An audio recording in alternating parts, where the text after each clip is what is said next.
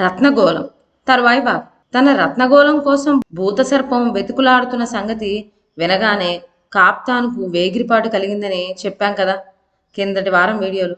ఉన్నట్టే ఉండి కాప్తాను తెలిసింది ఇప్పుడు.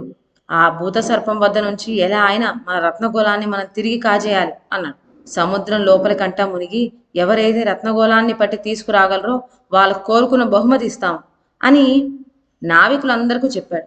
కానీ భూతసర్పానికి భయపడి ఒక్కళ్ళు ఈ పనికి సాహసించలేకపోయారు. కాప్తాన్ నిస్పృహ చెందాడు. ఏమైనా సరే రత్నగోళాన్ని సాధించి తెస్తే కానీ రాణి ముఖం చూడకూడదు అనుకున్నాడు.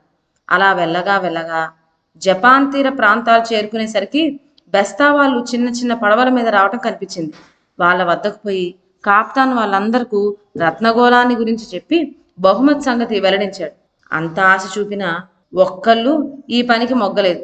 అందులో ఒక పడవ మీద ఉన్న ఒక ముసలివాడు మాత్రం కాప్తాన్కు సైన్య చేసి తన దగ్గరికి రమ్మన్నాడు. అయ్యా కాప్తాన్ గారు, ప్రాణాలకు తెగించి నేను సముద్రం అడుకంటూ వెళ్తాను. నీ రత్నగోళాన్ని సాధించి తెస్తాను. అయితే నాది ఒక్కటే ఒక్క కోరిక ఉన్నది. అది మీరు నెరవేర్చగలరా అని అడిగాడు. అదేమిటని కాప్తాన్ అడిగేసరికి వాడు, నేను ఇంకా అట్టే కాలం ఈ భూమి మీద బ్రతకబోయేది లేదు. నాకొక్కగానొక్క పిల్లవాడున్నాడు.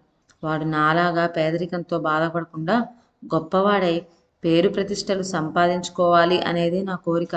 ఈ పని నెరవేర్చడం నీ వల్ల అవుతుందా అని అడిగాడు. అందుకు కాప్తాన్, నీకే కాదు నీ కుమారుడికైనా సరే ఏం కావాల్సినా చేస్తాను. ముందు ఆ రత్నగోళం పట్టుకు వచ్చి ఇవ్వాలి అన్నాడు.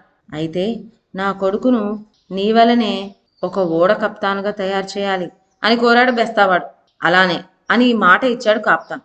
బెస్తావాడు అపరిమితంగా సంతోషించాడు. ఆ తర్వాత ఏం జరిగిందో నెక్స్ట్ వీడియోలో విందాం. అంతవరకు సెలవు. నా ఛానల్లోని కథలు మీకు నచ్చినట్లయితే నా ఛానల్ను లైక్ చేసి సబ్స్క్రైబ్ చేయండి. షేర్ చేయడం మర్చిపోవద్దు. కొత్త కథల నోటిఫికేషన్ కోసం బెల్ ఐకాన్ ప్రెస్ చేయండి. Thank you.